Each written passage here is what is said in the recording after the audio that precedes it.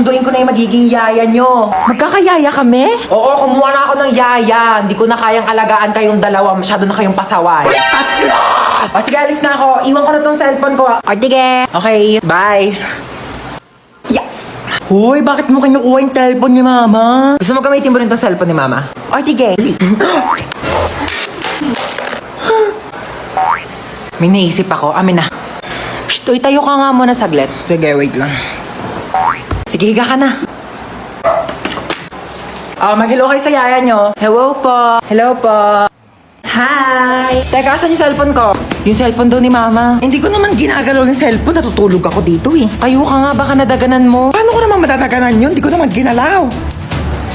Ma, nadaganan yan. Hoy, hindi ko yan nilagay dyan, ma. Kanina pa ako natutulog dito bago ka umalis. Natutulog ako, wala akong ginagalaw. Ayan, bakit mo dinaganan yung cellphone ko? Nabasag tuloy. Ang bigat-bigat mo pa naman.